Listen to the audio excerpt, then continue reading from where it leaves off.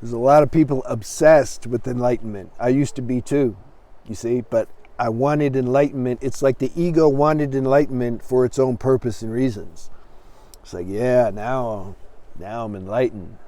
Now I get all the girls. Or now I can make a bunch of money now because all my faculties are just wide open. I can manifest anything, and then I can really enjoy these material pursuits. You see, I couldn't do that kind of introspection before, though. I said, no, I want to be in, I want to realize my true nature, Ego would be all innocent, I couldn't detect these hidden motives. But through evolution, we come to realize these things. I've realized these things, so I'm sharing it. There's a difference.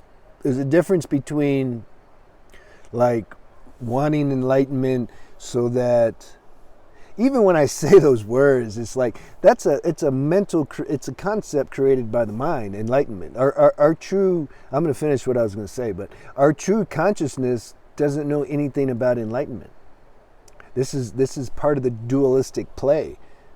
You see, because we gotta be asleep before the label being unawake or asleep creates the label of being awake and enlightened.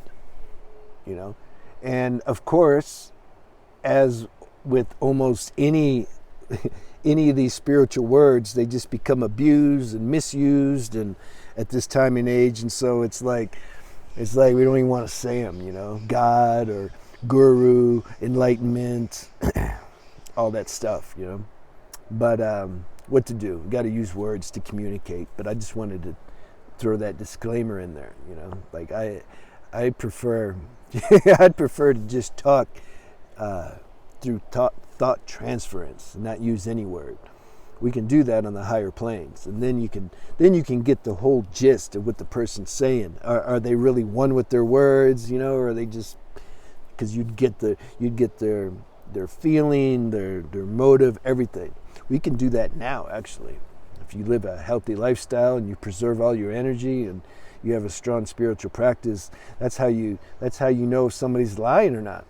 You just see, you just like, no, or like, oh, I feel you, All right, I said I was going to go back and finish what I was going to say, but okay, I remember. So there's a difference between wanting this awakening because for the ego reasons, ego motives, versus when there's a genuine something inside is done with identifying with this human show. Doesn't mean they don't hate the human show or the human body. They appreciate it, but something's done with the identity of it. They've chased and fulfilled all their desires. They've had enough experiences. They see that they're all short-lived, and they're just done. They're like, is there anything that's stable and real? Is there any kind of peace or contentment that isn't, passing, that isn't contingent upon achieving some external thing? Is there any uncaused natural contentment and joy? See, when a person reaches that level, that's authentic. They're an authentic seeker or sadhaka.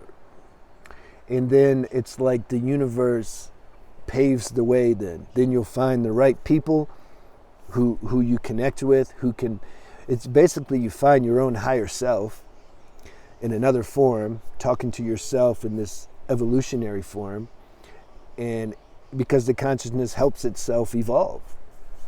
This is the play, And so when we're really authentic, but see, even God does that for us too. Can't make yourself be authentic. It's like we got to burn the karma off of being non-authentic, and then somehow we get to be we're authentic. That's what they say. That's when the non-dual people say, like, I'm not doing anything. I don't exist. This whole show's running itself. Yeah, it does. It is, of course. But if you're sharing to try to help people, what good's that going to do? You don't even need to make, just that's all you need to say. Just say everything's running itself. I don't need to do anything. That's true on absolute level, but on the level of the human self-incarnation, we're experiencing this virtual reality show like it's very real. So we respect, gotta give some respect to that, and we're experiencing each moment like it's real. So meditation and yoga and doing introspection and self-inquiry and realizing these non-dualistic principles and applying them to our life, this is real for the human self, and there should be some vigilance in that's our practice during the day, that's more important than trying to achieve materialistic goals. Materialistic goals are cool. They still be there. It's part of the human show. But it's like, where's our attention at mostly? Is it achieving the materialistic goals or on the relationship, or is it more on the consciousness that's aware of all these things happening? That's the real spiritual practice. And we shouldn't just dismiss that and say, well, it's all going to happen anyway. I mean, that's also that's also another you can say karmic experience we have to experience to see that doesn't really work. And then we somehow reach this balance to where it's like the absolute level and the human level, the fusion becomes more complete. We're living both. The consciousness is aware of itself, which is beyond duality. At the same time, the consciousness is fully participating in this human show, which is in duality. That balance, I'd say that's the definition of awakening, that balance. All right, let me know if you have any questions about anything, and have a good day.